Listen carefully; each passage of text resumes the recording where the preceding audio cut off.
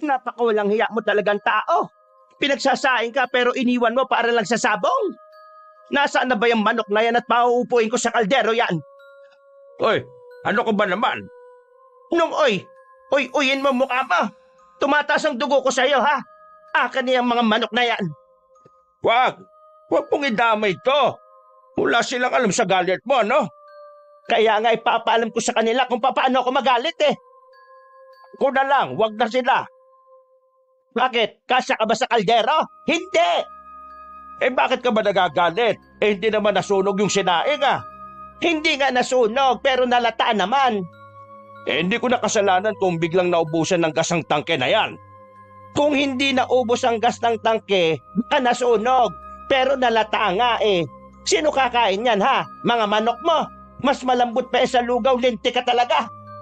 Ay sige, subukan mo ako saktan doon ah. Napupuno na rin ako sa'yo ha. Buong buhay ko nila ako sa'yo para maging masaya ka. Lahat ng sahod ko napupunta sa'yo. Lahat ng pagkalalaki ko binigay ko sa'yo. Minsan natutulog akong hubad ang aking dangal para lang mapaligaya ka. Buisit! Nagdadrama ka pa. Ano akala mo sa sarili mo? Artista ka? Ha? Aray ko! Aray naman! Eto pa, buisit ka! Oo, doon na naman! Aray! Nagpapakapagod ako sa munisipyo magtrabaho habang ikaw, pasabong-sabong ka lang, ha? Yan, masakit? Tama lang yan sa'yo. Aray ko naman, lintik ka! Tama na! Napapailing na lamang ang mag-asawang Darwin at Rona habang pinagmamasdang nag-aaway na naman ang katabing bakuran nilang si Mang Dodong at Aling Dona. Hindi na yung bago para sa kanila. Mula kasi nang lumipat ang bagong kasal sa baryong yon, halos 4 hanggang 5 beses nilang nasasaksihan na nagbabangayan ang dalawang matanda. Darwin! Awatin mo nga yan! Tumalon si Mang Dodong sa bakuran nila Darwin dahil hindi na nito kinaya ang paghahagupit ng lubid ni Aling Dona. Walang yaka talaga! Magpapakampi ka na naman kay Darwin! Hay, Darwin! Nakikiusap ako sa iyo, ha? Wag na wag kang gagaya sa taong yan kapag tumanda na kayo ni Rona. Magiging kawawa si Rona kung magiging katulad kanya ni Dodong. Nilapitan ni Rona ang matandang babae at pinakalma, habang si Darwin naman ay pinaupo na lamang si Mang Dodong sa gilid. Mang Dodong naman kasi, ginagalit mo naman si Aling Dona eh. Hindi ka ba naawa sa asawa mo na lagi na lang nakasigaw? Nakalimutan ko lang naman yung sinaing eh. May malaki kasi akong pusta kanina sa sabungan kaya binalikan ko kagad. Di sana, pinuntahan mo kami rito para kami muna ni Rona ang magbantay sa sinaing. Nawalan din naman kasi ng gas yung tangke. Kahit pa. Kulit mo talaga, Mang Dodong oh. Darating talagang araw na magsasawa na sa'yo yung asawa mo, sige ka. Ha? Mangyayari yon? Oo naman. Bakit? Akala mo ba porque matatanda na kayo at matagal na kayong nagsasama wala na kayong problema? Ang mga babae, kapag puro sakit na lang ng ulo ang natatanggap mula sa asawa, nagsasawa rin. Anong akala mo sa kanila? Diyos na lagi kang patatawarin sa mga kalokohan mo? Ay nako, pasensya ka na nadadamay pa kayo ha. Hindi ka dapat sa akin humingi ng pasensya, Mang Dodong. Doon ka kay Aling Dona humingi ng pasensya. Sa kanya kami kasalanan eh. Bumuntong hininga na lamang ang matandang lalaki. Nakita niyang nagawa na rin kumalma ni Aling Dona sa tulong ni Rona. Maya-maya pa ay nilapitan na rin ni Mang Dodong ang asawa. Sa puntong yon ay kalmado lang nag-uusap ang dalawa. Pero nakasimangot pa rin si Aling Dona. Pambira talaga tong si Mang Dodong no? Walang araw na hindi niya kinukonsume si Aling Dona. Ay nako, kung magiging kanya ka sa pagtanda natin, iiwan talaga kita. Hindi naman kami pareho ni Mang Dodong no? Wala naman akong bisyo na gaya niya. Pero what if kung ako magbago ng ugali, tatanggap pa ba kaya ako? Oo naman no. Lahat ng tungkol sa'yo tatanggapin ko. Paano kung malaman nung bruha ako? Tatanggapin pa rin kita. Minahal kita eh. Ibig sabihin nun, lahat ng may kaugnayan sa'yo dapat tanggapin ko. Ganun naman dapat, di ba? Sus, Kaya mahal na mahal kita eh. Hindi talaga ako nagkamali na nagpakasal ako sa'yo. Nagyakapan ng dalawa at kalaunan ay naglapat ang kanilang mga labi. Ang kanilang pagtitinginan sa isa't isa ay masasabi ni Darwin na malapit na sa pagiging perpekto. Meron na silang sariling bahay na bunga ng negosyong manukan ni Darwin. Wala pa man silang anak pero kahit na papaano ay meron naman na silang ipon. Pareho naman silang mabuting tao. Parang sila talaga ay para sa isa't isa dahil walang kahit na anong problema sa kanilang pag-uugali. Bukod pa roon, parehong boto ang kanilang mga magulang sa kanila. Kaya naman hindi naging mahirap para sa kanila na tuluyan ng itali ang isa't isa. Mahal, alis lang ako saglit ha. Dadalawin ko lang yung manukan natin. Ngayon talaga? Gabi na. Sasaglitin ko lang. Nag-text kasi si Richard eh. May ilang mga manok daw ang nawawala. Nawawala? Paano mawawala eh? Di ba nasa kulungan naman? Yun nga rin ang aalamin ko kaya sasaglitin ko lang muna. Tawagan o i-text na lang kita kung may problema ha. Okay, sige. Humalik si Darwin sandali sa noo ng asawa. Kumaway pa ito nang makalabas na ng kanilang bakuran. Bago tuluyang mapalayo, napatingin pa si Darwin sa kanyang asawa ulit. Sakto naman na nakatingin din yon sa kanya. Pero sa hindi malamang dahilan, nakita niya yung seryoso ang muka at parang napakamakahulugan ng tingin. Hindi na siya huminto sa paglalakad, pero inamin niya sa sarili na nawirduhan siya sa babae. Hindi kasi yun ang unang beses na nasaktuhan niyang gano'n ang reaksyon ng mukha ni Rona. Naiisip tuloy ni Darwin noon kung may nagawa ba siyang kasalanan na hindi sinasabi sa kanya ng asawa.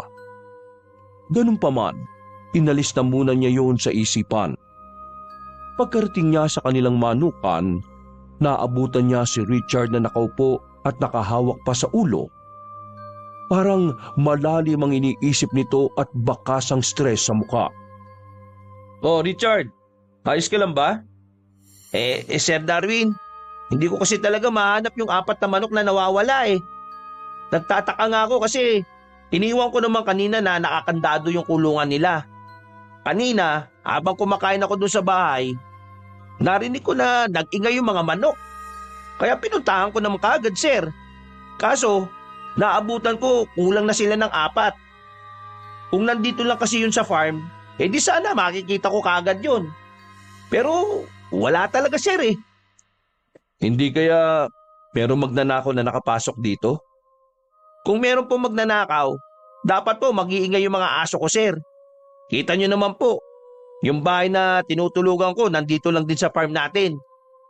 Parang kilala ng mga aso yung nagbukas ng kulungan kanina eh. Kilala? Sino naman kaya yung gagawa nun na kakilala natin? Ikaw lang naman nung katiwala ko. Ewan ko ba, sumasakit na nga din yung ulo ko kakaisip eh. Nangihinayang ako dun sa 4 na manok. Ay nako, wag mo na masyadong isipin. May stress ka pa at makakasakit ka pa niyan eh. Hayaan mo na yun. Magpapakabit na lang tayo ng CCTV bukas na bukas din. Magpapabili ako kay Mang Dodong sa bayan. Pasensya na po talaga, sir ha.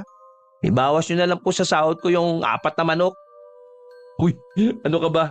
Hindi na kailangan no. Wala kang kasalanan sa nangyari. Ang may kasalanan yung magnanakaw na yon. Kaya huwag ka mag-alala. Mahuhuli din natin yon. Naku, maraming salamat po talaga, sir ha. O sige na, magpahinga ka na't anong oras na rin. Tinapik ni Darwin ang balikat ni Richard. Nagmamadaling maglakad ang lalaki patungo sa bahay nito na matatanaw lang din mula sa kulungan ng mga manok. Isang malalim na paghinga na lamang ang nagawa ni Darwin. Napalingon siya sa mahabang kulungan ng mga manok. Maging siya ay napapaisip din kung sino nga ba ang maaring gumawa ng bagay na yon sa kanila. Iling-iling na umalis si Darwin sa manukan nila. Habang nasa daan, bigla niyang nararamdaman na parabang may taong nakasunod sa kanya. Binagalan niya ang paglalakad at pasimpleng lumingon-lingon. Pero wala siyang nakitang tao. Hindi siya maaaring magkamali sa kanyang kutob may taong nakasunod sa kanya.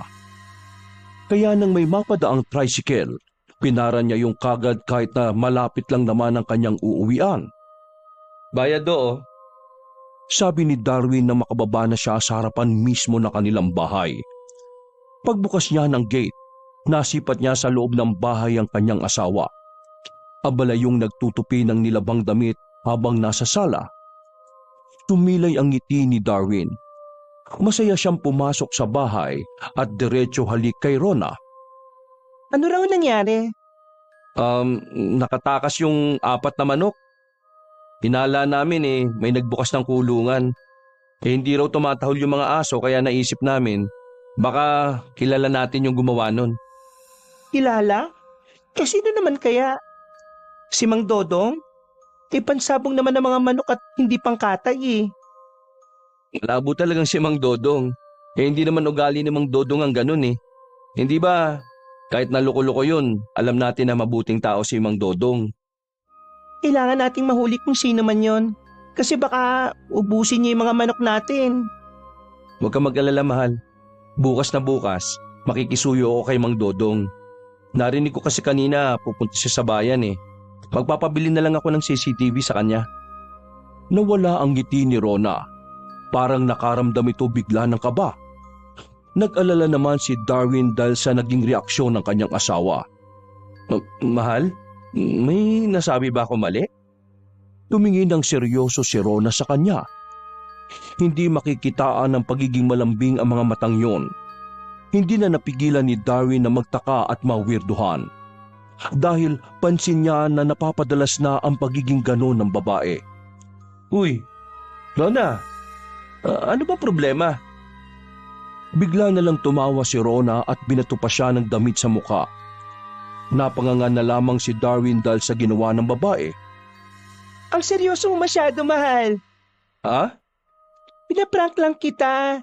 Tinitingnan ko lang kung anong reaksyon mo kapag seryoso ang mukha ko. Kalma lang, ako pa rin to, no? Oh, sandali lang ilalagay ko lang to mga damit sa itaas. Umalis ang babae at naiwang mag-isa si Darwin sa sala. Nawala ang kanyang kaba, pero hindi niya maalis-alis sa isipan ang ganong itsura ng mukha ni Rona. Kahit na hindi niya sabihin, alam niya sa sarili na nakakatakot si Rona kapag yon ay naging seryosong tao. Kinabukasan, araw ng linggo, isang balita ang gumulantang sa buong barangay. Habang nasa manukan si Darwin at Richard, narinig nila ang sinabi ng napadaan na ale. Nagtayuan ng balahibo ng 2 lalaki dahil sa unang pagkakataon, merong bumaboy sa simbahan. Sinabuyan ng dugo ang loob ng simbahan? Grabe naman. Sino naman ang gagawa ng bagay na yon? Tara, samahan mo ako. Naiintriga ako dyan. Sandaling iniwan ng 2 ang manukan. Malapit lang naman ang simbahan sa kanila. Ilang minuto lang ay nakarating na rin sila doon. Maraming taong nakikiosyoso. Nakiraan pa sila bago pa nila makita ang loob. Diyos ko naman, parusahan sana ng Diyos ang gumawa nito. Sir, tingnan niyo yung nasa gilid. Tinuro ni Richard ang 4 na manok na nakasalansan sa gilid ng pader. Kilalang kilala ni Darwin ang mga manok na yon dahil merong tag sa paa. Noong mga sandaling yon, dito na nakumpirma ng 2 na may kung sinong ang kumuha ng manok sa kulungan nila. At ang mas masaklap pa, ginamit yon para bastusin ang tahanan ng Diyos. Sir, yan yung nawawala nating manok Narinig sila ng ibang tanod na naroon. Dahil doon, inimbitahan sila sa barangay at saka nagbigay ng salaysay. Pagkatapos, salubong ang kilay ni Darwin na lumabas ng barangay. Lalo siyang naiintriga kapag iniisip kung sino ang maaaring gumawa nun. Mamaya darating na yung CCTV. Ikakabit din natin kaagad ha. Ikaw ang magbabantay sa monitor. Kailangan nating malaman kung sino yung siraulong kumuha ng manok natin.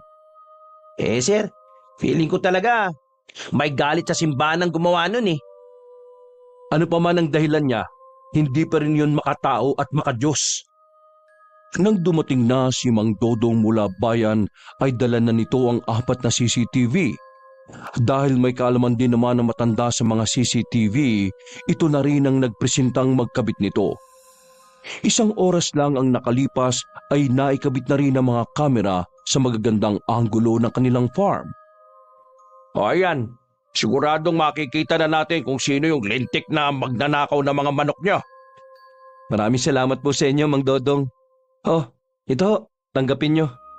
Oh, ang laki naman ito. Tama lang ho yan. Maraming salamat, Darwin ha. Pero matanong ko lang, nag-away ba kayo ni Rona kagabi? Nawala ang ngiti ni Darwin at napalitan niyo ng pagtataka. Nag-isip muna siya kung bakit bigla na lang nagtanong ng gano'n ang matandang lalaki. Hindi naman po kami nag-away ni Rona kagabi. Bakit niyo po naitanong? Pasensya ka na kung usisero ako ha. Alam mo naman, concerned din ako sa inyo. Parang anak na namin kayo ni Donna eh. Kanina kasi, bago ako dumiretso dito, nakita namin ni Donna na parang galit si Rona. Patabog siyang kumikilo sa loob eh. Tapos, narinig na lang namin na parang nagbabagsakan ng mga gamit nyo sa loob. Sigurado ba kayo, Mang Dodong? Kasi umalis naman ako kanina na okay naman kami. Sigurado ako. Kahit si Donna, alam din yon. Sige na, sir. Ako na pong bahala rito. Puntahan niyo na po muna si ma'am. Sige. Maraming salamat ha. Nagmamadaling umalis si Darwin dahil sa labis na pag-aalala para sa asawa. Pagkarating niya sa kanilang bahay, naabutan niya na nagwawalis lang si Rona sa kanilang sala. Tiningnan nito ng maigi ang buong bahay. Wala naman siyang nakikitang mga nakakalat o nasirang gamit. Mahal? Ayos ka lang ba? Sandaling napahinto ang babae sa ginagawa at ngumiti ng malapad. Oo naman. Bakit? May problema ba? Sigurado ka bang ayos ka lang? Wala naman kayong pinagtalunan ng papa mo? Wala naman. Bakit ba? Anong meron? Wala. Nag-alala lang ako sa iyo kasi mag-isa ka lang dito. Ano ka ba? Parang hindi ka naman sanay. Sigurado ka na ayos ka lang ha? Oo, kulit mo. Ang mabuti pa, pumunta ka sa bayan. Mag-mall ka para naman nakakalabas-labas ka. Uy, parang ikaw ang hindi okay ah. Bakit mo naman ako biglang papupuntahin sa mall eh? 3:00 na ng hapon. Wala, naisip ko lang kasi baka kailangan mo ring makagala-gala. Mula nang magsama kasi tayo lagi ka na lang nandito sa bahay. Ayos lang ako no. Ang kulit-kulit mo. Konti na lang may inis na talaga ako sa'yo. Niyakap na lamang ni Darwin ang babae. Ikaw naman, nag-aalala lang naman ako sa iyo eh. Ha? Napatigil sa pagsasalita si Darwin. Habang yakap niya kasi ang babae, bigla na lang niyang naramdaman na parang hindi yun ang kanyang asawa. Mabilis niyang tinignan ang mukha ng babae. Nakangiti yun sa kanya. Pero hindi niya maintindihan kung bakit siya nakaramdam ng ganun. Dito ka lang muna ha. Kukunin ko lang kay Aling Mirna yung order ko mga hotdog. Hinaplos pa siya ng kanyang asawa at saka lumabas na rin yun ng kanilang bahay.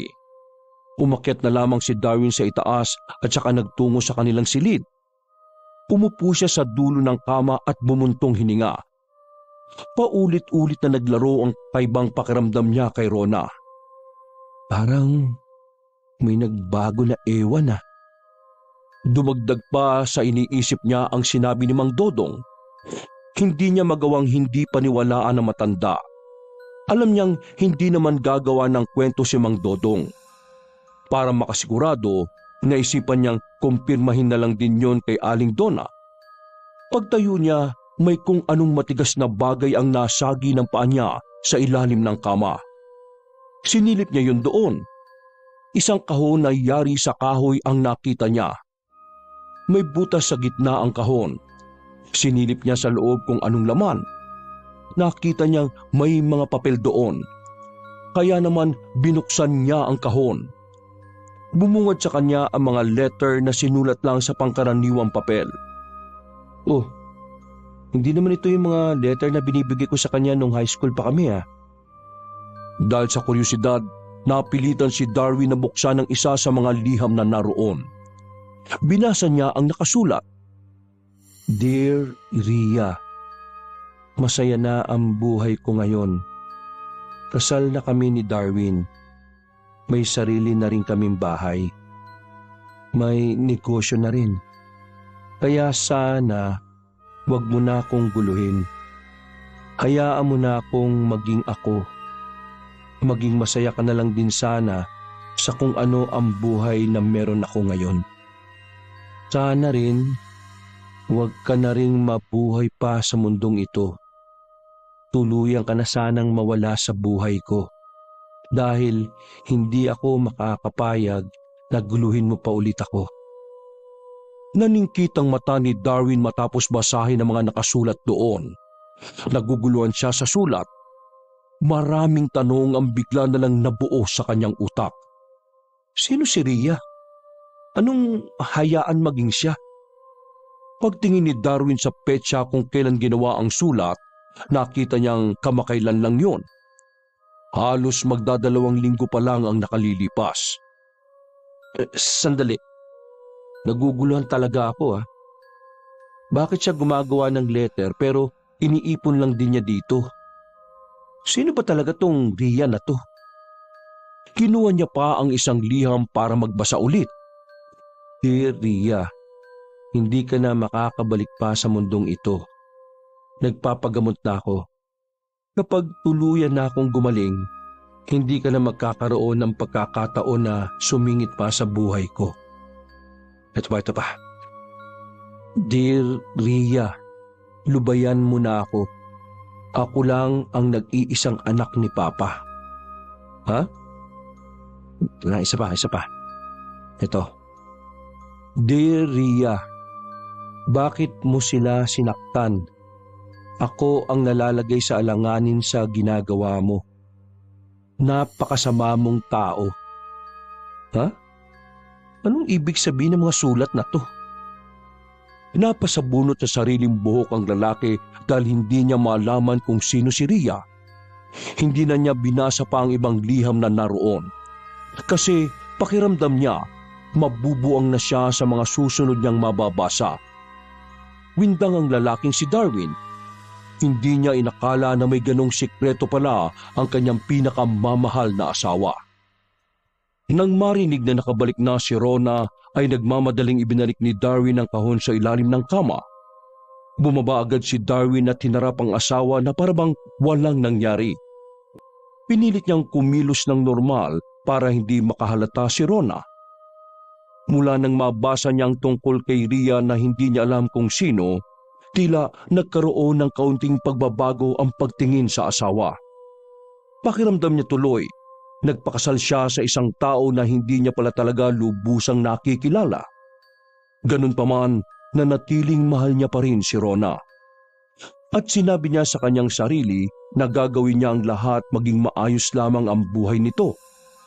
Sa kabila ng mga nalaman niya, sinubukan niyang ibalik sa dati ang tingin niya sa kanyang asawa. Mas lalo niya itong minahal. Habang lumilipas sa mga araw, nararamdaman niya na mas lalong nagiging maganda ang kanilang relasyon. Kumusta naman dito? Wala namang nangyayari kakaiba rito?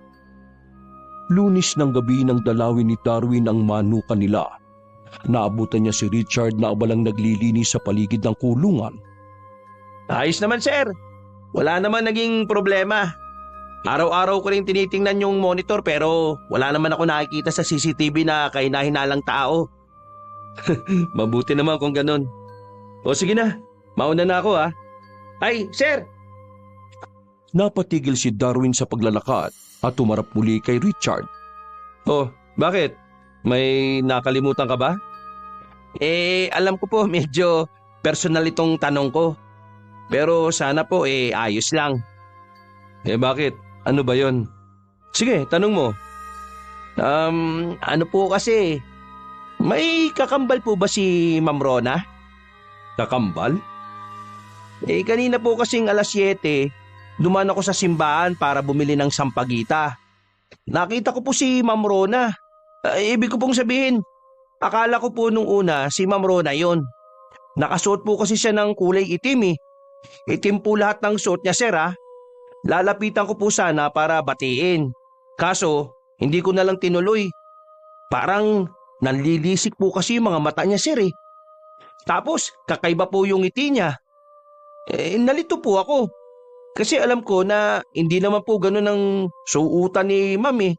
Tsaka, hindi po ganun ang reaksyon ng mukha niya. Para sa akin, si Ma'am Rona po yung tipo ng tao na madaling kausapin kapag nakita mo sa daan. Teka. Seryoso ka ba sa sinasabi mo? Yes, sir. Kaya nga napatanong po ako sa inyo kung may kakambal si Ma'am Rona eh. Kasi, hindi rin ako makapaniwala na siya yun. Kasi talaga, sobrang layo po eh. Walang kakambal si Rona. Nag-iisang anak lang siya ni Tatay Delfin. Kaya imposible ang sinasabi mo. Napakamot na lang sa ulo si Richard. Pinagpalagay na lamang nito na nagkamali lang siya ng nakita. Pasensya na sir ah. Baka kamukha nga lang yata yun ni Ma'am Rona. Dala lang siguro ng pagod ko sir. Ay sige po. Balik na po ako sa bahay. I-review ko na lang po yung CCTV bago ako matulog. Nang umalis si Richard ay napatulala na lang si Darwin. Kahit na alam niyang imposibleng magkaroon ng kakambalang asawa niya, hindi niya maiwasan na mag-isip ng kung ano-ano. Lalo pat hindi pa rin niya nalalaman kung sino nga ba talaga si Rhea. Magulo ang utak ni Darwin habang naglalakad siya pauwi ng kanilang bahay. Natigil lang ang pagmumuni-muni niya nang makasalubong niya si Aling Donna sa daan. Nagmamadali yun at parabang natataranta. Darwin, alam mo na ba nangyari? Nangyari? Bakit po? Ano pong meron? Si Pastora Nelly, yung ninang niyo sa kasal, pinatay. Ho? Ano ho? Bumilis ang tibok ng puso ni Darwin nang marinig ang sinabi ng Ali. Para siyang niyakap ng kilabot dahil sa kanyang nabalitaan. Hindi siya makapaniwala ng isa sa kilala niyang pinakamabuting tao sa barangay ay wala na. Tumama si Darwin kay Aling Donna. Pagdating nila ng simbahan, marami ng kapulisan ang naabutan nilang nandoon. Nang piliting sumilip ni Darwin sa mga nagkukumpulang tao sa bukana ng simbahan, nakita ni Darwin sa loob na wala ng buhay si Pastora Nelly. Nakapulog tayo sa mismong harapan ng altar ng simbahan. Hindi na nakita ni Darwin ng malapitan ng pastora, pero base sa mga nakakita, maraming saksak sa katawan ng pastora. Sino naman ang walang awa na gagawa nito sa kanya? Napakawalang puso naman nun. Ang sabi ng nagtitinda ng sampagita may nakita raw siyang nakasuot na mahabang itim, nakapantalon din ng itim.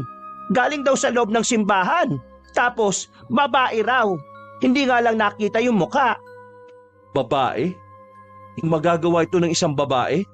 Bakit wala man lang nakakita? Ayun ang hindi pa natin alam. Hintayin na lang siguro natin ang investigasyon ng mga pulis. Balisang umalis si Darwin nung mga oras na yon. Bigla na lang din niyang naisip na papaano kung ang sinasabi ni Richard na kamukha ni Rona ay ang tinuturong babaeng salarin sa pumatay kay Pastora. Nagmamadali siyang makabalik sa kanilang bahay. Pero pagdating niya roon ay wala naman ang kanyang asawa. Bagay na ipinagtataka ni Darwin dahil 10:00 na ng gabi noon. Hindi lumalabas ng alanganing oras si Rona. Kaya bago para kay Darwin na wala si Rona ng ganoong oras. Napaupo na lamang siya sa sopa at bumuga ng hangin.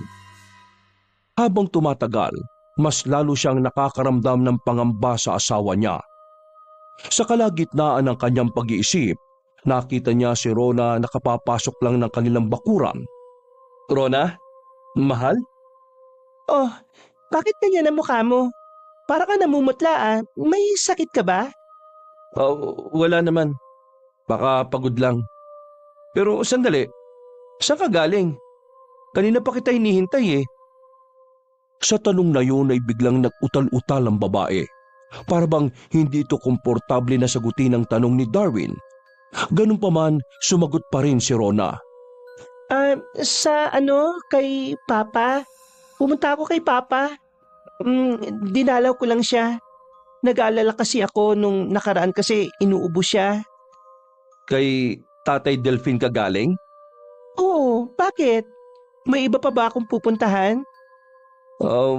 Wala naman. May gusto sana akong sabihin sa'yo kaso huwag ka mabibigla. Bakit? Ano ba yon? Mahal, si Ninang Nelly? O, ano si Ninang? Mahal, wala na si Ninang Nelly. May pumatay sa kanya sa simbahan. Nanlambot ang tuhod ni Rona noong mga oras na yon. Namutla agad ang babae sa kanyang narinig. Nanginginig yun na parabang takot na takot. Mahal, anong nangyayari sa'yo? Mahal? Hinimatay ang babaeng si Rona habang magkausap sila ni Darwin sa kanilang sala. Buti na lang ay nasalo agad yun ni Darwin. Paghawak niya kay Rona ay naramdaman niya ang init ng katawan nito. Binuhat niya si Rona at inhiga na muna sa mahaba nilang sofa. Sakto naman na nung mga oras na yon ay napasilip si Mang Dodong sa kanilang bakuran. Nakita pala nito ang nangyari kaya nag-aalala yung pumasok. Anong nangyari, Darwin? Nag-uusap lang kami kanina, bigla na lang siyang hinimatay. Tapos nagulat na lang ako, biglang mataas ang lagnat niya. Nako, kung dalhin mo na lang kaya ito sa ospital. Mang Dodong, wala tayong masasakyan ngayon. Strike ngayon ng mga jeep kaya malabo makarating tayo kaagad sa ospital. Kung ganun magpakulo na lamang tayo ng tubig. Tapos, lagyan mo ng suka at ipunas mo sa asawa mo. Pumutan mo siya at nang mapawisan. Agad na sinunod ni Darwin ang mga sinabi ni Mang Dodong. Pagkatapos ay pinunasan niya si Rona. Makalipas lang ang ilang minuto ay naramdaman na lamang ni Darwin na bumaba na ang init ng katawan ng babae. Hindi na rin yun namumutla. Ginamitan niya ng thermometer ang kanyang asawa. Medyo nakahinga siya ng maluwag nang bumalik na sa 37 ang temperatura ng katawan nito. Ano bang nangyari? Pagod bang asawa mo? Hindi ko nga ho alam, Mang Dodong. Kinuwento ko lang sa kanya yung tungkol sa nangyari kay Pastor Nelly. Tapos, ayun, bigla na lang siyang namutla at hinimatay. Di ba, alam mo naman, close na close sila ni Pastora. Kaya baka hindi niya siguro matanggap ang nangyari. Naiinis nga ako sa sarili ko. Hindi ko pala dapat muna sinabi. Baka nga nabigla siya sa nalaman niya. Napatingin si Darwin kay Rona na mahimbing na nagpapahinga sa sofa. Nagtaka siya nang makitang may kulay na itim ang mga kuko ng babae. Kilala niya si Rona na hindi mahilig sa mga dark color. Kaya naman hindi niya malaman kung bakit nagkukulay ng ganoon si Rona. Pasado 3:00 na ng madaling araw nang magising ang babaeng si Rona. Pagtingin ito sa gilid ay saktong naroon si Darwin. Abalang nagbabasa ng libro. Bumangon ang babae na nakapukaw naman ng atensyon ng lalaki. Oh, mahal, gising ka na pala. Anong nangyari? Hinawakan ni Darwin ang kamay ng babae. Mahal, hinimatay ka kanina nung Alin? nung malaman mo yung tungkol sa nangyari kay Pastora.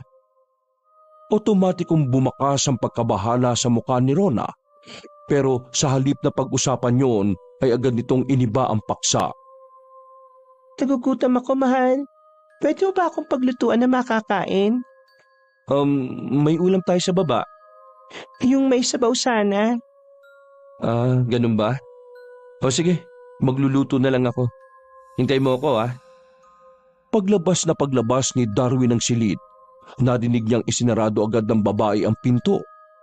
Umiling-iling na lamang si Darwin. Aminado siyang unti-unti na siyang nababahala sa kanyang asawa. Pero dahil labis ang kanyang pagmamahal sa babae, hindi niya yun magagawang iwanan. Mabilis na natapos ni Darwin ang pagluluto ng soup na ibibigay sa asawa.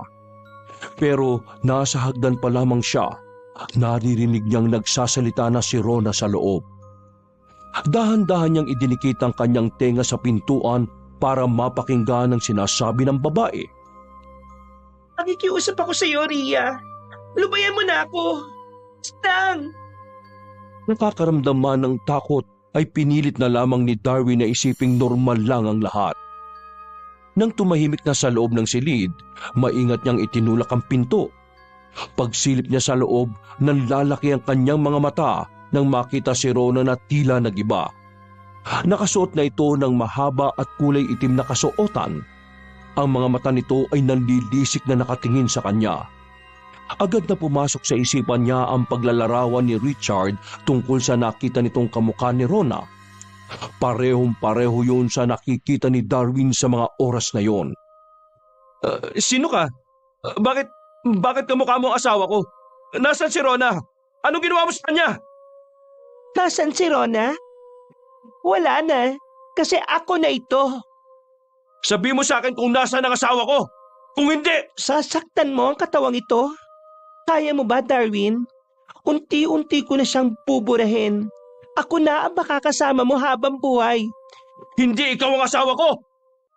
Nasa aktong papaluin ni Darwin ng tray ang babae nang biglang magpatay-sindi ang ilaw. Nakaramdam si Darwin ng kabigatan sa kanyang pakiramdam. Bigla ring nagkaroon ng malakas na hangin na nagbumula sa labas ng bintana. Sino ka ba?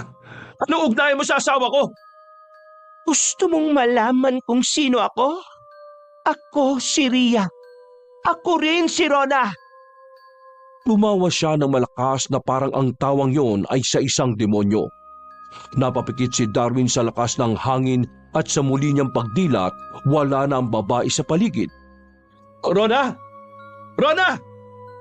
Natataranta niyang nilisan ng kanilang bahay para hanapin ang babae. Pero kahit na anong gawin niya ay hindi na niya yon mahagilap. Rona! Nasa ka na ba? Sa kakalakad niya, hindi niya na namalaya na nakarating na pala siya sa kanilang farm. Sakto naman na naabutan niya si Richard na nagyoyosi sa labas ng bahay. Nagmamadali siyang lumapit doon. Sir, anong ginagawa niyo dito ngayong alanganing oras na? Nakita mo bang dumaan dito yung Ma'am Rona mo? Hindi, sir. Pero kung gusto niyo po pwede po nating tingnan sa CCTV. Nagtungo agad sila sa monitor kung saan konektado ito sa mga kamera. Mano-mano nilang nireview ang bawat anggulo ng mga CCTV. Hanggang sa nakita nga nila si Rona. Pero hindi yun ang Rona na pangkaraniwan. Sir, ayan yung sinasabi ko po sa inyo.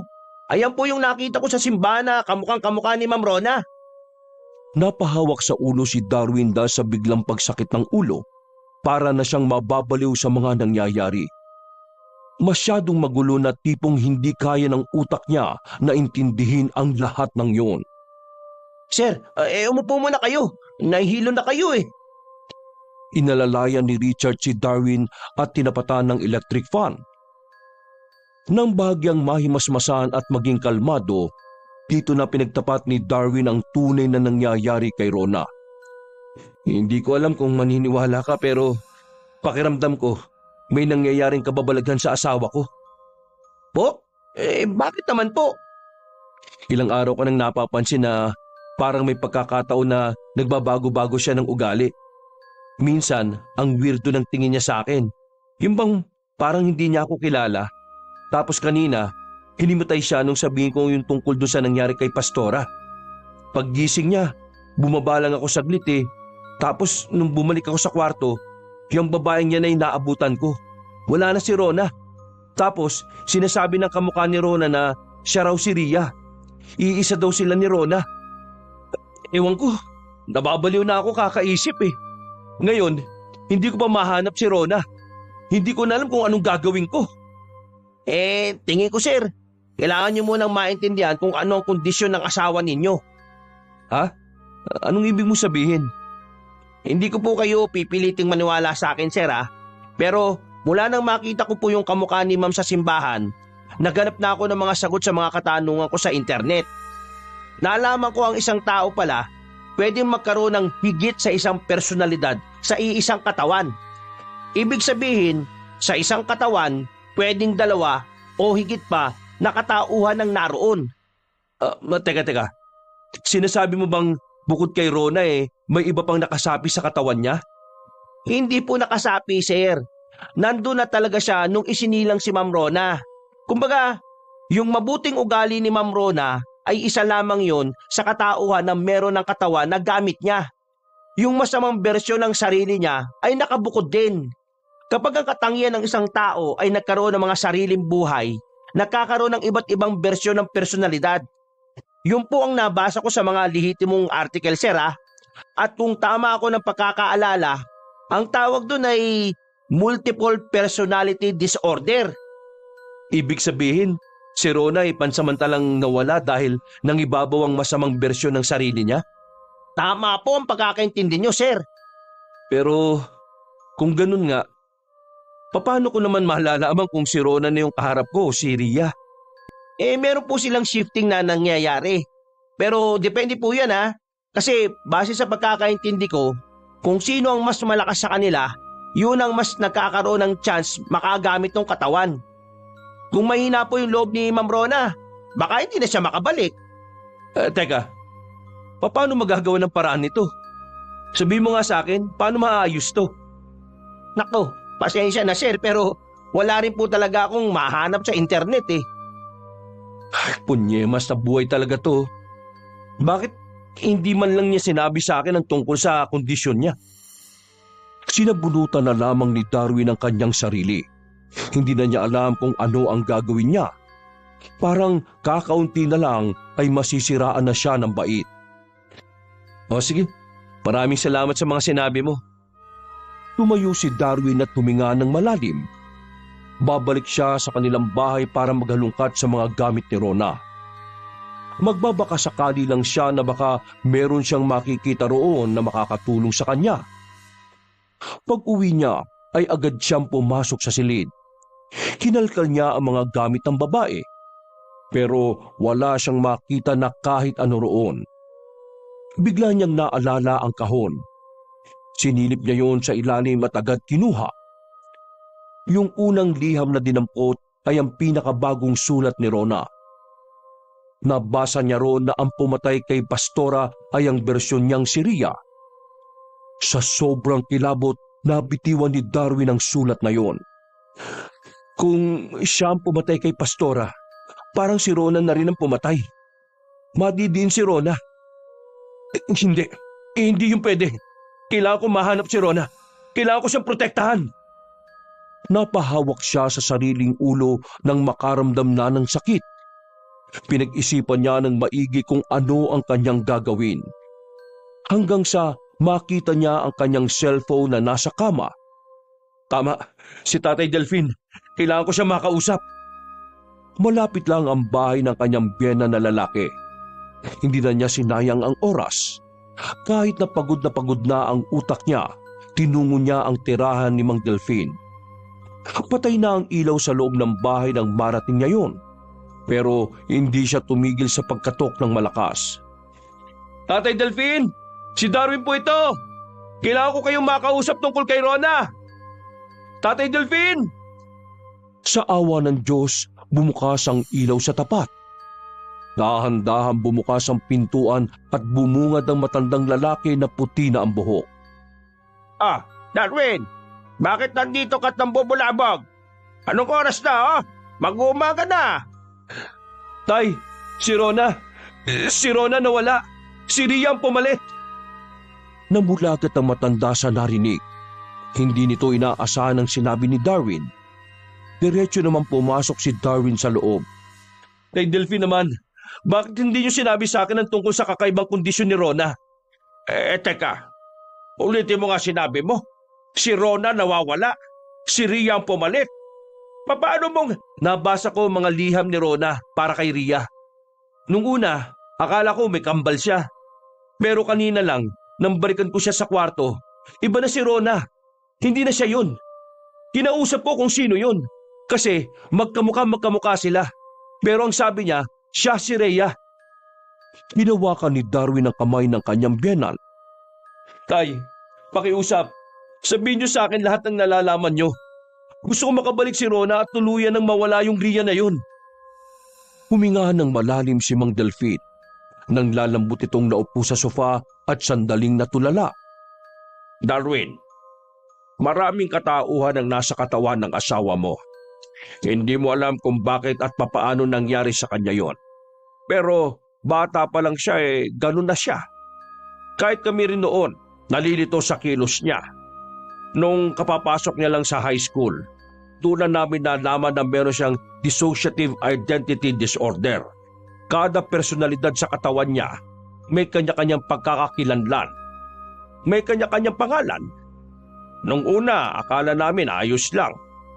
Kaya mild lang ang ginawa naming therapy sa kanya sa tulong ng isang psychiatrist. Pero nang biglang lumitaw ang katauhan ni Ria, doon na nagbago ang lahat. Hindi na namin siya makontrol. Marahas si Ria. Mapanakit siya. Bayolente ang ugali niya. Hindi siya nagiging masaya hanggat wala siyang nasasaktan. Hindi na kaya magamot si Rona noon dahil mas nangingibabaw na si Ria. Kaya naman humingi na kami ng tulong sa isang pari na dating albularyo. Sa kahusayan ng albularyo at sa kapangyarihan ng Diyos, nagawa niyang ikulong si Ria at tuluyan ng mangibabaw si Rona. Alam niyo ba kung nasaan ang pari at albularyong yun? Kailangan natin siya. Matagal na siyang patay dahil sa katandaan. Hindi ko alam kung meron pang may kakayahan na patahimikin ulit si Ria. Darwin, natatakot ako. Ngayong lumabas na si Ria gagawin na niyang isinumpa pa niya noon bago siya mawala. Papatayin niya lahat ng tao na nagsisilbi sa Diyos.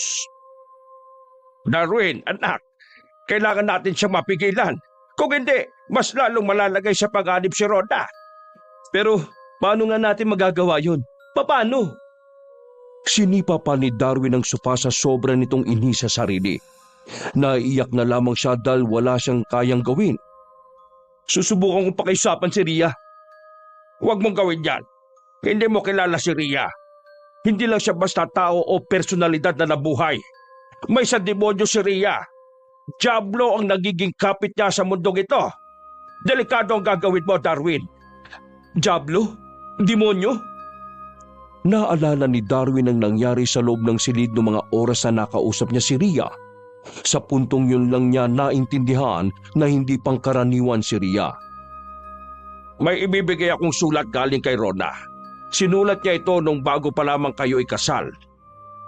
Sandaling may kinuha ang matanda sa drawer nito. Bumalik ito hawak na ang piraso ng papel. Ikaw lang ang may karapatang bumasa niyan, kaya hindi ko yan binuksan kailanman. Basahin mo. Pinakabahan si Darwin ng marahan niyang buklatin ng papel. Nang basahin niya ang maikling liham, napahagulgol na lamang si Darwin. Dahil ang nakalagay sa liham na yon ay ang sinabi ni Rona na isang paraan para mawala si Ria. Yun ay ang pagpaslang sa isang katawan na ginagamit nila. Hindi ako papayag. Gagawa ako ng paraan. May Diyos. Hindi niya pababayaan si Rona. Hindi!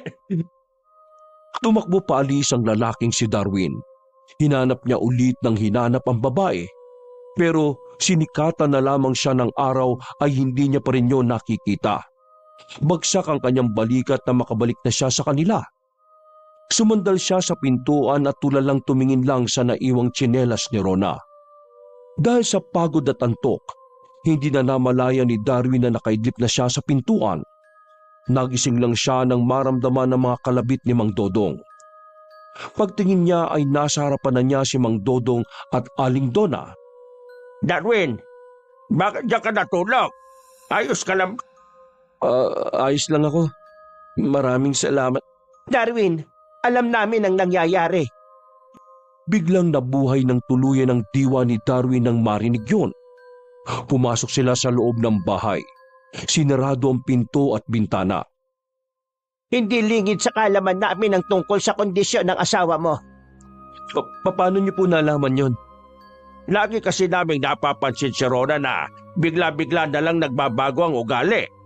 Kaya naman gumawa kami ng paraan ni Donna para malaman kung ano nangyayari sa kanya kapag wala ka. Hindi na bago sa amin ang ganyang kaso. Bilang dating albularyo si Dodong, naengkwentro na rin niya ang kanyan. Dati ho kayong albularyo, Mang Dodong? Oo, pero matagal na akong nagretiro. Pero ngayon, gusto kong tulungan ka. Hinawakan ni Darwin ang dalawang kamay ng matanda. Umiiyak itong nagmamakaawa. Mang Dodong, nakikiusap po ako. Tulungan mo si Rona na makabalik. Pakiusap po, Mang Dodong. May alam akong paraan. Ang kailangan natin gawin mapalayas ang demonyong nakakapit sa katauhan ni Ria. Ano pong ibig niyo sabihin? Maswerte tayo dahil hindi magawang saniban ng demonyong katawan ni Rona. Mahirap para sa demonyo na pasukin ang katawan ng isang tao kung maraming personalidad ang naroon. Kaya naman sa halip na sa katawan, inangkin na lang ng Diablo ang katauhan ni Ria. Ang mismong karakter niya, ang personalidad. Ang ibig niyo sabihin, hindi talaga si Ria ang nakita nating masamang bersyon? Si Ria pa rin yun. Pero sadyang nangingibabaw lang ang Diablo sa katauhan niya. Kapag napalayas natin ang demonyo, malaki ang tsansa na makabalik si Rona. Kasi kung magiging masama lang si Ria nang dahil sa kagagawa ng demonyo, maaaring tulad ni Rona, mabuti rin si Ria. Sabihin niyo, Mang Dodong, ano ang una nating gagawin? Kailangan mong mahanap si Ria. Kailangan natin siyang maikulong sa isang silid para magawa na ang pagpapalayas ng Diablo. Huminga ng malalim si Darwin. Nagkaroon siya ng pag-asa sa mga sinabi ni Mang Dodong. Nung umagang yun, wala nang tulog-tulog na maayos. Pinuntahanan niya si Richard. Abala pa ang binata sa pag-aasikaso ng manok pero pinatigil na niya yun. Mas mahalaga para kay Darwin ang kanyang asawa kumpara sa mga manok na yon. Wala ba kayong alam, sir, na pwede niyang puntahan? Naglalakad na sila sa gilid ng kalsada habang tirik ang araw nung tanghaling yon. Hindi ko kilala si Ria eh. Hindi ko alam kung ano-ano yung mga lugar na gusto niyang puntahan. Kaya lilibutin natin ang buong lugar natin, mahanap lamang siya. Sir, kung duman tayo sa simbahan, di ba ang sabi niyo, mga nagsisilbi sa Diyos ang balak niyang paslangin? Oo, tama ka. Oo, dun nga. Lumiko ng direksyon ng dalawa. Nang marating ang simbahan, sa tapat pa lang ay nagtataka na sila kung bakit wala pa ring nagbubukas ng simbahan. Samantalang tanghaling tapat na nung mga sandaling yon. Kahit ang nagtitinda ng sampagita sa tabi ng simbahan ay wala rin. Ganon din ang naglilinis doon. Sir, paano ba natin mahuhuli si Ma'am Rona? Ria. Binuksan ni Darwin ang sling bag at pinakita ang panturok na naroon. Hindi ko alam kung tatalab ito pero kailangan pa rin natin subukan. Tara na, masama na ang pakiramdam ko. Dumaan sila sa gilid ng simbahan na kung saan may makikita silang daan para makapasok ng tuluyan sa loob. Sa parting yun pa lang ay napatigil na ang dalawa. Laking gulat kasi nila nang makitang nakahandusay doon ang nagtitinda ng sampagita. Duguan ang leeg nito at umaagos pa ang dugo patungo sa paanan. Kahit nagtitindigan ng kanilang mga balahibo ay wala silang magawa kundi ang hakbangan yon. Pagpasok nila sa loob ng simbahan, natagpuan nila roon ang dalawang matre na tulad ng nagtitinda ng sampagita ay nakabulagta na rin, duguan at wala na rin buhay. Pagtingin nila sa altar, nakita nilang nakaupo roon si Ria. Suot-suot pa rin nito ang mahaba at itim na kasuotan na parabang kay kamatayan. Itigil mo na ito, Ria! Nasa loob ka ng tahanan ng Diyos! Biglang tumawa ng malakas si Ria. Nag-e-echo pa yon sa buong simbahan. Tahanan ng Diyos? Kung talagang tahanan ito ng Diyos, bakit wala siya rito? Bakit ako nakakapasok sa lugar na ito kung ito naman ay kanyang tahanan? Ibig sabihin lang nito, ang lugar na ito ay isa lang malaking bahay na tinatawag na simbahan. Hindi ito tahanan ng Diyos! Manda ka, Richard. Sir, parang delikado po yata. Nagawa niya nga makapasok dito sa simbahan eh. Ibig sabihin, sobrang lakas niya. Kung natatakot ka, hindi na kita pipilitin pa. Ako na lang. Sir! Biglang tumakbo si Darwin palapit sa babae. Pero dahil may sa demonyo ang babaeng yun, hindi pa nakakalapit si Darwin ay bigla na lamang itong tumilapon sa pader. Tumama ang likod ng binata, dahilan para hindi agad yon makatayo. Namalaya na lamang ni Darwin na nasa harapan na niya si Ria. Darwin, huwag kang humadlang sa mga gusto ko. Hindi ka ba pwedeng mamatay? Aagawin pa kita kay Rona. Gumalaw ang mahabang upuan doon. Tumatawa naman ng maglakad na palabas ng simbahan si Ria. Sir, kailangan na po nating umalis dito. Baka tayo pang maipit sa krimeng ginawa niya. Inalalayan ni Richard ang amo na si Darwin. Nagmamadali sila makaalis doon bago pa may makakita ng mga bangkay ng mga biktima. Bumalik na muna sila sa farm. Sa bahay ni Richard ay pansamantala nitong pinagpahinga si Darwin. Dumadaing pa rin ang lalaki sa sakit ng likod. Pakiramdam ni Darwin, pinalo siya ng malakas na tabla sa likuran. Buisit! Buisit talaga! Paano ko ba siya mahuli ng ganon kung demonyo ang kalaban ko? Kainis! Buisit na buhay to, oh! Lumipas pa ang maghapon na walang napala si Darwin. Pinaghahanap na naman niya ang babae pero hindi na naman niya makita. Dakong 5:00 ng hapon, kumalat na ng tuluyan ng nangyari sa simbahan. Maraming naalarmang tao dahil sa pangyayari. Iniisip ng karamihan ay merong serial killer na gumagala sa kanilang lugar. Umuwi na lamang si Darwin sa kanilang bahay. Kabado siya dahil alam niya kung sino naman talaga ang may kagagawa ng lahat ng yun. Pagpasok niya sa bahay, nakaramdam siya ng lungkot. Parang kailan lang kasama niya pa si Rona sa sala. Madalas silang nagkukwentuhan doon habang nagbibilang ng kinita nila sa manukan. Pero iba ang hapon na yon para kay Darwin. Sobrang iba dahil ilang araw na rin niyang hindi nakakasama ang asawa. Humiga na lamang siya sa sofa. Ramdam na ramdam pa rin niya ang pagkakalamog ng kanyang likuran.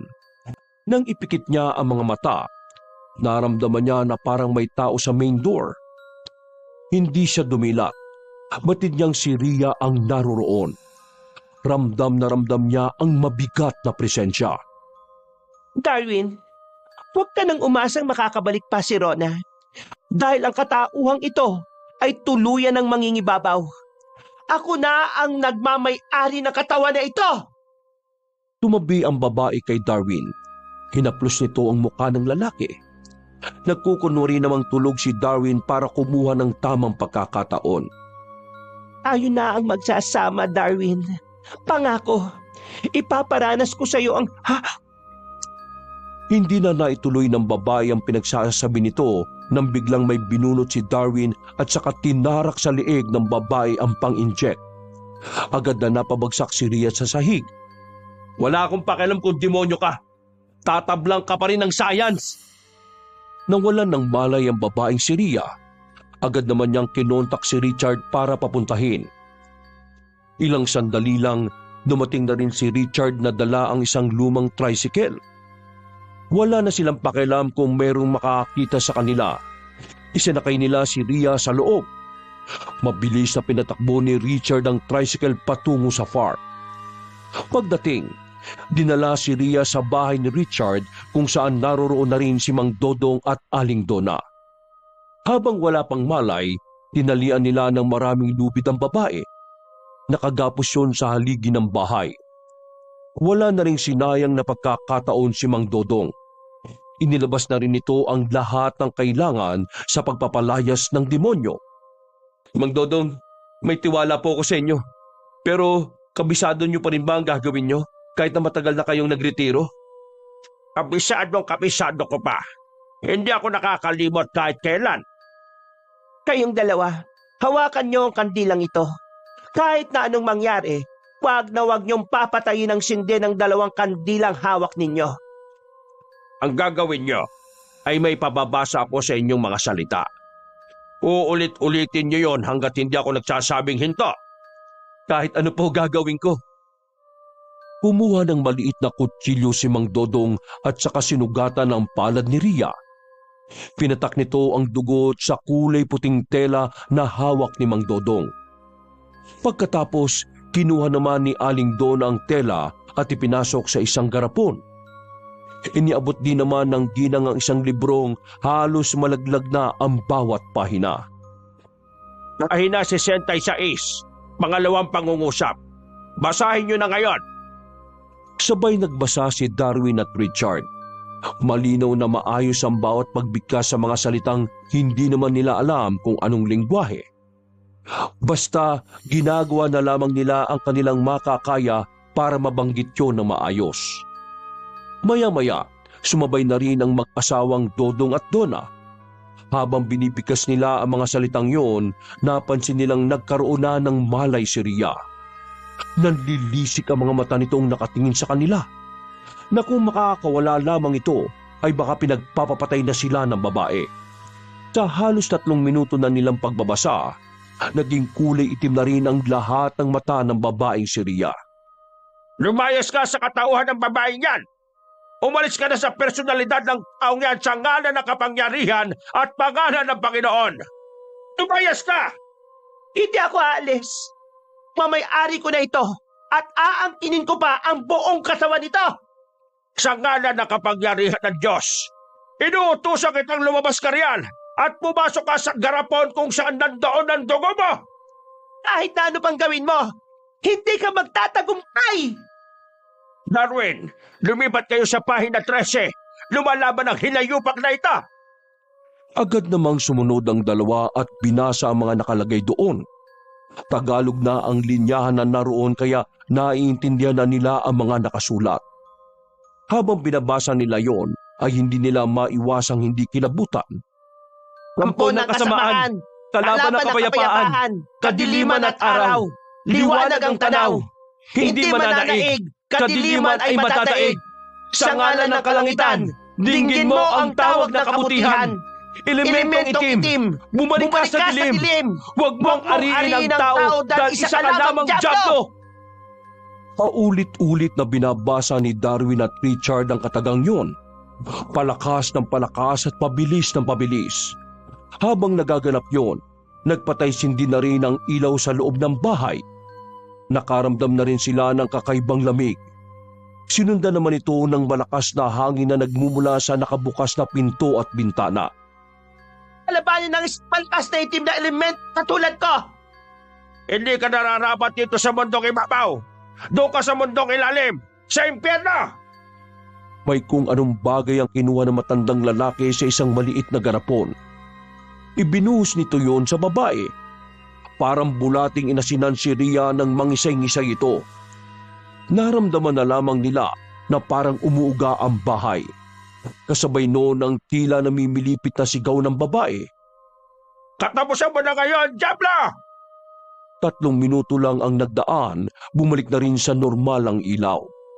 Nawala na rin ang malakas na hangin at ang kanilang panlalamig. Hingal na hingal silang lahat habang naghihintay na magkamalay ang babae. Hindi nagtagal, narinig na ni Darwin ang malambing na boses ng babae. Ang boses na gustong-gusto niyang marinig sa araw-araw. Ang tinig na nagbibigay sa kanya ng lakas sa bawat umagang gigising siya. Mahal? Rona? Lalapitan na sana ni Darwin ang babae pero pinigilan na muna siya ni Mang Dodong.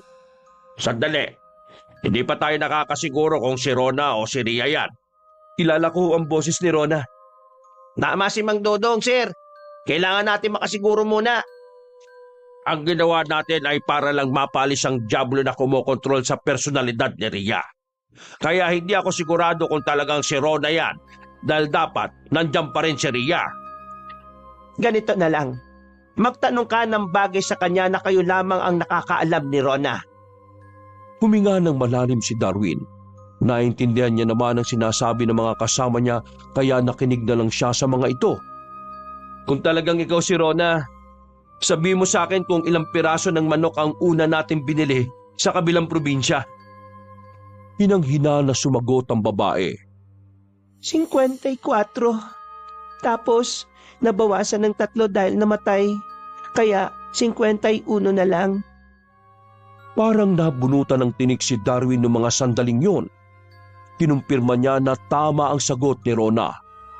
Suportado rin naman ni Richard yon dahil kasama ito ng unang bumili ng manok ang mag-asawa.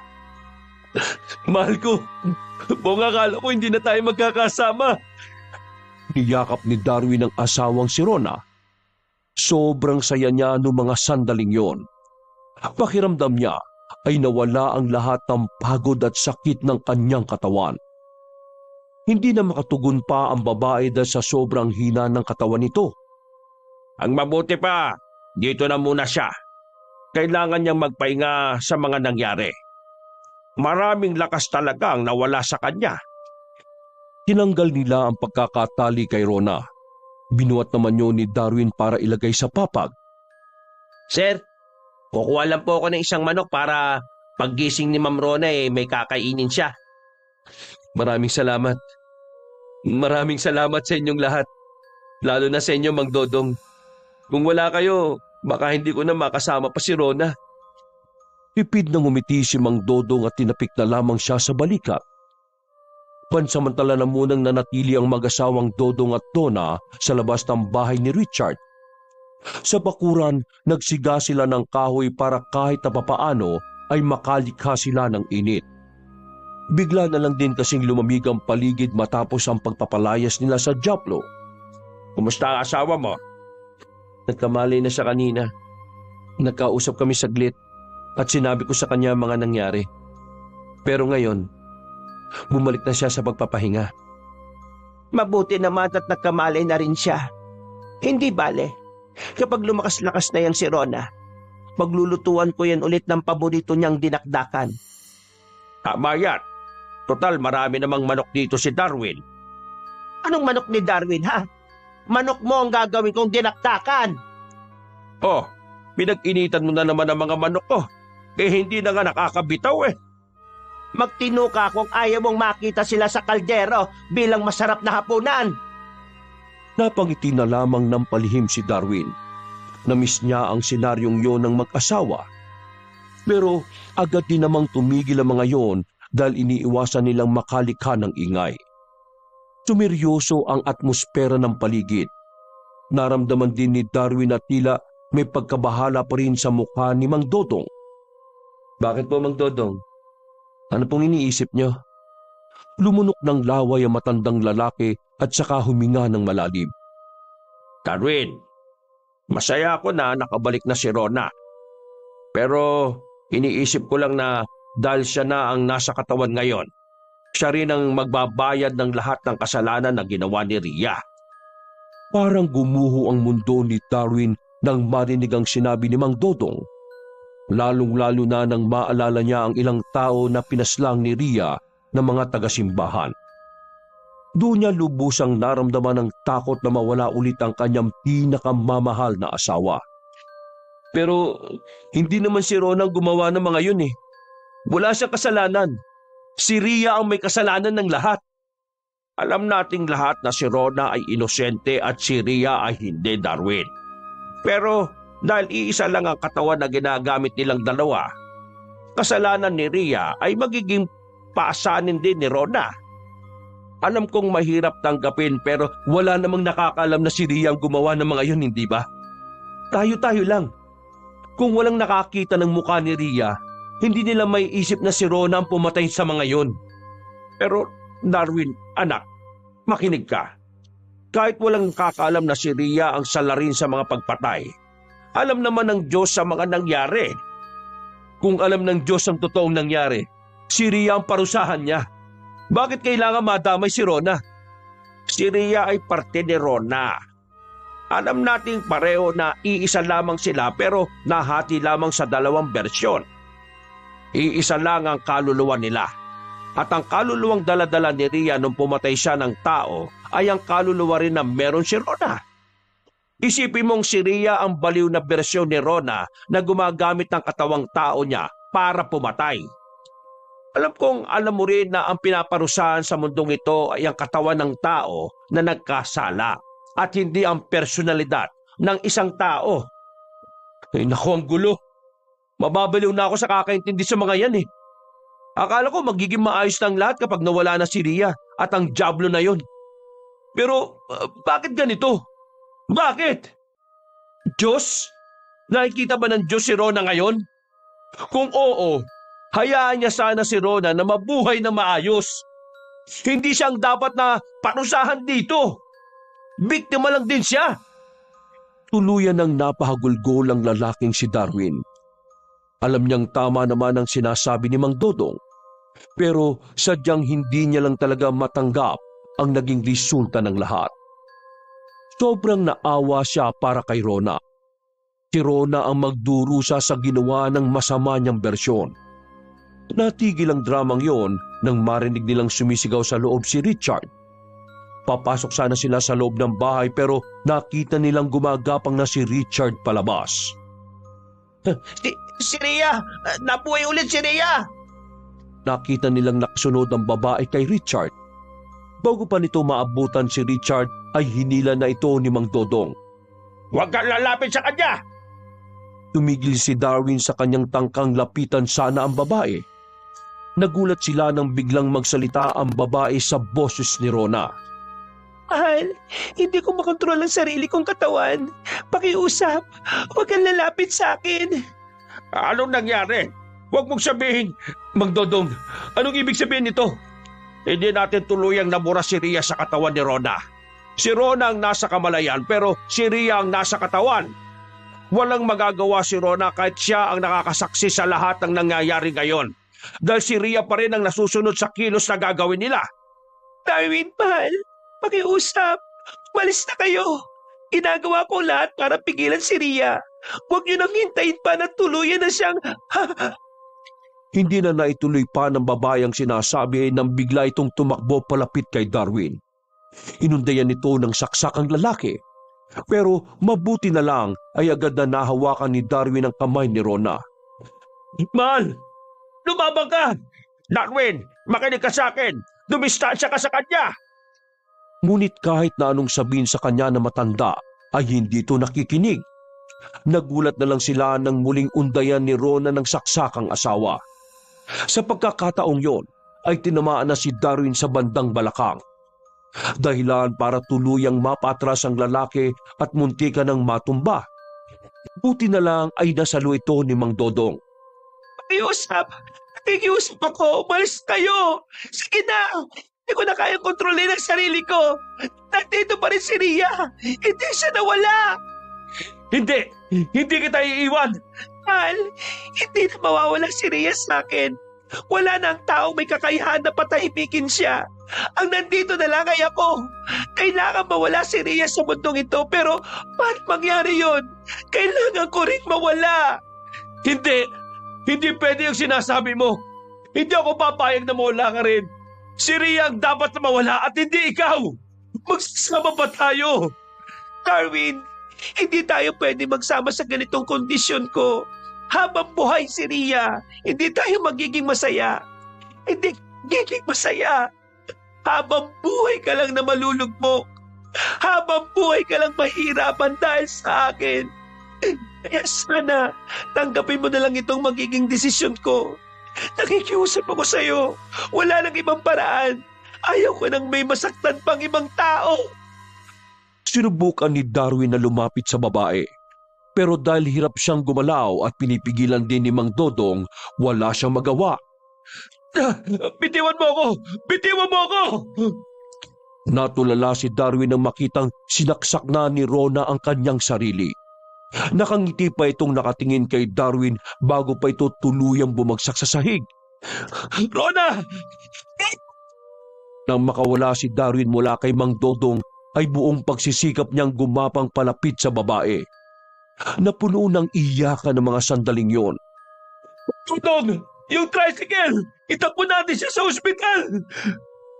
Kahit umaagos ang dugo sa balakang ni Darwin, ay nagawa niya pa ring buhatin ang asawa. Sumama rin si Richard para magamot din, habang si Aling Donna naman ay nagpaiwan. Nakarating sila ng ospital. Agad na ipinasok sa emergency room ang babae, habang si Darwin naman ay pilit isinasama ng mga nurse dahil nagkakalat na rin siya ng dugo. Iligtas niyo ang asawa ko, pakiusap. Magbabayad ako ng malaki. Makaligtas lang siya. Dok, nagmamakaawa ako sa inyo. Kung sino-sinong santo na ang tinawag ni Darwin sa mga pagkakataong yon.